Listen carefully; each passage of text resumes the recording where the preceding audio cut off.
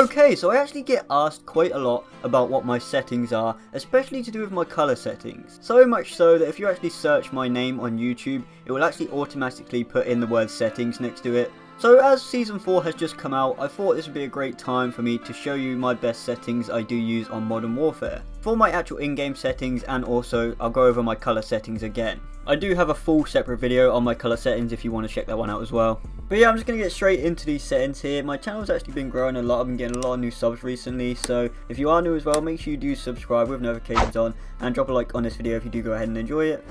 So then, getting straight into it and starting off with my colours again. For the brightness, I actually use the 57 on there. I guess that's really personal choice, it doesn't matter too much. But make sure you do have your film grain all the way off, because that just ruins the look of the game.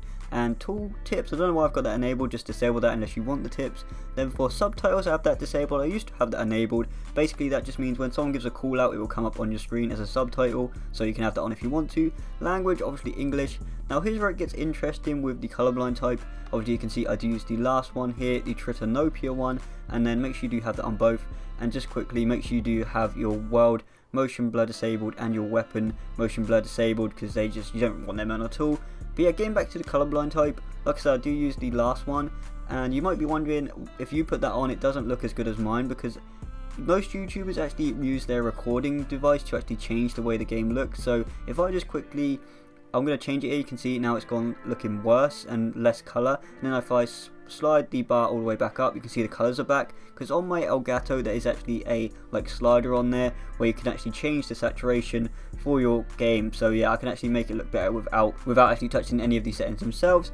And for the minimap, I keep that on square, minimap rotation enabled, and then the compass thing just on letters, I don't really look at that.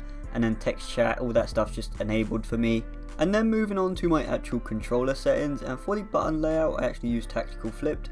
I've always just used the default and then tactical flip, because I don't know, I guess I drop shot a lot. Most of the time I don't really jump around, so I always use tactical flip. So it's not the most popular one, I don't think, but that's just me and that's what I always prefer to use. And you need to obviously make sure your vertical look is disabled. I don't know why you would ever want to invert the look, but maybe you do that, but yeah, I'll keep that disabled. Then for dead zone, I have it on 0.05. Now if you don't know what this is, this actually helps you out when one of your PlayStation controller sticks moves on its own without you touching it. The dead zone will actually counter that, so you need to go into a custom game and find the right setting that will actually work for you. And then moving on to my actual sensitivity, I use the horizontal as 6 and then the vertical as 5, so I play on 6.5. I've always played on lower sensitivities in Call of Duty games. I feel like 6.5 is actually quite high for me, but I think those work the best in the game for me. And yeah, I just prefer to use that. And then for the sensitivity for the ADS and multiplayer, for high zoom and low zoom, I keep them both on 1. Now these are more for when you're a sniper, you need to more look at this sort of setting. I did actually snipe quite a lot at the start of the game, but now I just keep these both on 1.1. So I don't really feel like I need to change them too much. Then for my aim response curve type, I actually keep it on dynamic. And then my controller vibration is disabled. You're a psycho if you play with controller vibration. But yeah, for the dynamic, it's reserve S-curve mapping for fine aim rate control. Honestly, I've just always used that. I've tried all of them and I found dynamic to be the best for me. And like I was saying, yeah, do not have controller vibration off. On. That's just really weird to have that on. I could honestly never. And then for the aim assist, I actually have focusing on right now. I would actually keep this on standard normally, but there's actually been a bug going around recently where focusing is really overpowered, so I've got that on right now. So I recommend you do try that out if you haven't already, but normally I would do standard like I said, but focusing is really good at the moment. And for weapon mount, ADS plus melee, I guess I don't really ever mount the walls or anything like that, so I've got mount movement disabled again. Aim down sight, obviously I keep that on hold. Equipment behavior, I have that on hold. And then for the use reload, I have that on tap to reload. I believe if you're playing Warzone, you want to put that on the furthest one across. The contextual tap will be better for picking up items in Warzone, but I have it on hold for multiplayer. And then for the ammo switch, I just have that enabled. For slide behavior, you want to go ahead and put that on tap. You don't want to have to hold it. Tapping it just makes it a lot easier. For auto move forward, I have that disabled. I don't really ever need that on. I mean, in Warzone again, you might want to use that. And then for auto sprint, I have that disabled as well. I don't really need to run around. I'm not the biggest Warzone fan. I don't mind it, but I don't play it too much. So again, parachute just on auto, I guess, enabled. and vehicle recenter on enabled. Those don't really matter too much for me, but if you want to change your parachute thing, you can. And for my audio settings, I won't lie to you, I don't actually normally play with a headset on. I really need to get like a better one that I can use, but I have home theater on, my master volume on 100, music's turned down a bit, dialogue on 80, effects on 100. Hit markers, I prefer the classic sound, I just think it's better, and then the rest of that stuff I don't think really matters too much. But yeah, really need to get myself a headset. And then of course I do have crossplay enabled. And yeah, those are the settings I do use on Modern Warfare for Season 4. So let me know what you think about these ones in the comment section below. And if there's anything different that you obviously can change yourselves. If you don't like to play Tactical Flip, you don't have to, but I always prefer to use that. And there's some other things in there you can obviously change yourself. Like I was saying with the dead zone, you need to figure that one out on your own. And then obviously the different changes for Warzone and multiplayer. As I said, I did play a lot of multiplayer and not too much Warzone. I might start playing some more Warzones. Let me know if you want me to make some Warzone videos and stuff.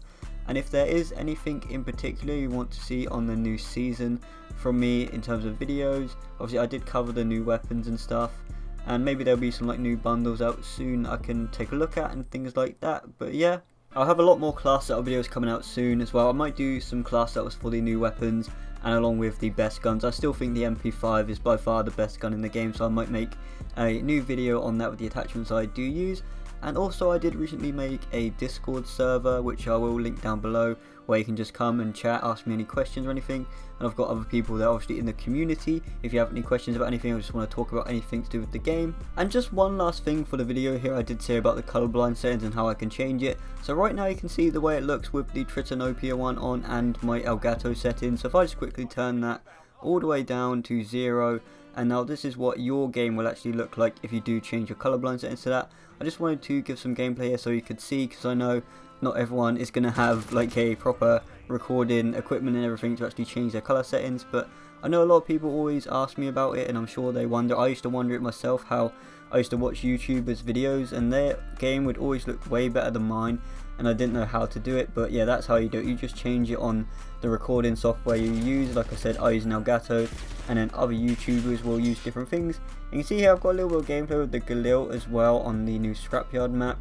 And I did make a video on all of the attachments for the Galil, and I said in that video that I wasn't a big fan of the gun, but now I actually went ahead and tried it out again here, and I actually put some good attachments on that actually work, and it actually is really good. So I think I might make a best class setup for this weapon soon, along with the Vector. I don't really like the Vector as much as I do like the Galil, I don't think.